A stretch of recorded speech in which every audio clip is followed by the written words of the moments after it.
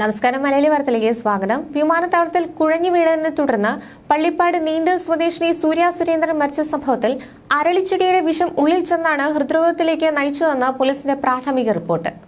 നഴ്സായ സൂര്യ വിദേശത്ത് ജോലിക്കായി പുറപ്പെടുമ്പോഴായിരുന്നു അത്യാഹിതം. ഇവരുടെ വീടിന്റെ പരിസരത്തെ അരളിച്ചെടിയുടെ ഇലയും പൂവും സൂര്യയുടെ രക്തസാമ്പിളും 3 ആഴ്ച മുമ്പ് തിരുവനന്തപുരത്തെ ലാബിൽ വിദഗ്ധ പരിശോധനയ്ക്ക് അയച്ചതിന്റെ ഫലം കിട്ടിയിട്ടില്ല.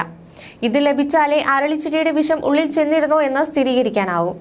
അതിനുശേഷമായിരിക്കും പോലീസ് അന്തിമ റിപ്പോർട്ട് നൽകുക. കഴിഞ്ഞ 28-നാണ് സൂര്യ വിമാനത്താവളത്തിൽ കുഴഞ്ഞു വീണത്. തുടർന്ന് ചികിത്സയിലിരിക്കെ മരിച്ചു. അസ്വാഭാവിക മരണത്തിന് കേസെടുത്ത പോലീസ് ഇവരുടെ ചികിത്സാ ഡോക്ടർമാരുടെ മൊഴിയെടുത്തിരുന്നു. യാത്ര പുറപ്പെടുന്നതിന് മുമ്പ് ഫോണിൽ സംസാരിച്ച് നടക്കുമ്പോൾ അശ്രദ്ധമായി ഏതോ ചെടിയുടെ ഇലയും പൂവും നുള്ളി വായിലിട്ട് ചവച്ചെന്നും അപ്പോൾ തന്നെ തുപ്പിക്കളഞ്ഞെന്നും സൂര്യ ഡോക്ടർമാരോട് പറഞ്ഞിരുന്നു. പരിശോധനയിൽ ഇത് അരളിച്ചെടിയാണെന്ന് കണ്ടെത്തി. ആലപ്പുഴ മെഡിക്കൽ കോളേജ് ആശുപത്രിയിൽ പോസ്റ്റ്മോർട്ടത്തിന് ശേഷം ആന്തരികാവയവ പരിശോധനയ്ക്കാണ് തിരുവനന്തപുരത്തെ ലാബിലേക്ക് അയച്ചത്.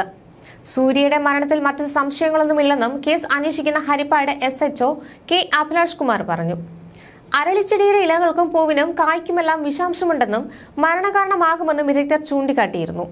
തുടർന്ന് പല ദേവസ്വം ബോർഡുകളും അരളിപ്പൂ നിവേദ്യത്തിൽ ഇടുന്നത് നിരോധിച്ചിട്ടുണ്ട്. ഒരുപക്ഷെ സസ്യലോകത്ത് തന്നെ അടിമുടി വിഷാംശം അടങ്ങിയ സസ്യം ഏതെന്ന് ചോദിച്ചാൽ അരളി എന്നായിരിക്കും മറുപടി. വേരുകൾ, ഇലകൾ, തണ്ട്, വെള്ള നിറമുള്ള പാല്, പൂക്കൾ തുടങ്ങിയ സസ്യത്തിന്റെ എല്ലാ ഭാഗങ്ങളും വിവിധയിനം വിഷാംശം അടങ്ങിയിരിക്കുന്നു. ഹൃദയത്തെ ബാധിക്കുന്ന ഗ്ലൈക്കോസൈഡുകളാണ് ഈ സസ്യത്തെ വിഷകാരിയാക്കുന്നത്. 1-2 ഇലകളോ ഏതാനും പൂക്കളോ അറിഞ്ഞോ അറിയാതെയോ ഉള്ളിലേക്ക് ചെന്നാൽ മരണം വരെ സംഭവിക്കാവുന്ന തരത്തിൽ വിഷബാധ ഉണ്ടായേക്കും. ചില പഠനങ്ങൾ അനുസരിച്ച് കേവലം 4 ഗ്രാം ഇല അകത്തു ചെന്നാൽ തന്നെ വിഷബാധ ഉണ്ടാകാം. തലകറക്കം, ഛർദി എന്നിവ ഇതിന്റെ വിഷബാധയുടെ ആദ്യ ലക്ഷണങ്ങളാണ്. എന്നാൽ തുടർന്ന് ഹൃദയത്തിന്റെ പ്രവർത്തനം താളം തെറ്റിക്കുകയും വിഷബാധയുടെ മറ്റു ലക്ഷണങ്ങളായ ഉയർന്ന ഹൃദയമിടിപ്പ്, തലവേദന, ബോധക്ഷയം, തളർച്ച എന്നിവയെല്ലാം കാണിക്കുകയും ചെയ്യുന്നു. വിഷാംശം ഉള്ളിൽ ചെന്നുവെന്ന് സംശയമുണ്ടായാൽ എത്രയും വേഗത്തിൽ വൈദ്യസഹായം തേടേണ്ടത് അനിവാര്യമാണ്. ഇലകളിലെയും പൂക്കളിലെയും വിഷാംശം അതിന്റെ വളർച്ചാഘട്ടം അനുസരിച്ച് മാറും. അരളിയുടെ കമ്പിൽ കോർത്തുവെച്ച മാംസഭാഗങ്ങൾ ബാർബിക്യൂ ചെയ്തതിനു ശേഷം ഭക്ഷിച്ച ആളുകളിലും അരളിച്ചെടി കൂട്ടിയിട്ട് കത്തിച്ച് പുക ശ്വസിച്ച ആളുകളിലും വരെ വിഷബാധ റിപ്പോർട്ട് ചെയ്യപ്പെട്ടിട്ടുണ്ട്. അരളി ഇലകൾ കമ്പോസ്റ്റാക്കി ആ കമ്പോസ്റ്റിട്ട് വളർത്തിയ മറ്റു സസ്യങ്ങളിൽ പോലും അരളിയിലെ വിഷാംശങ്ങൾ കടന്നുകൂടിയതായി പഠനങ്ങൾ കാണിക്കുന്നുണ്ട്.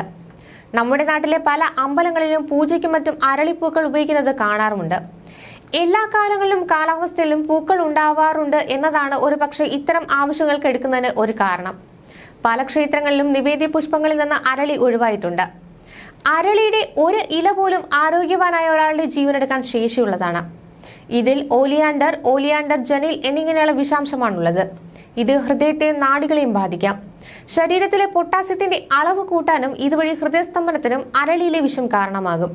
അരളിയുടെ പൂവിലും ഇലയിലും ഗ്ലൈക്കോസൈഡ് എന്ന വിഷാംശമുണ്ടെന്നും ഇത് ആന്തരിക രക്തസ്രാവം ഉണ്ടാകാൻ സാധ്യതയുണ്ടെന്നും പറയുന്നു.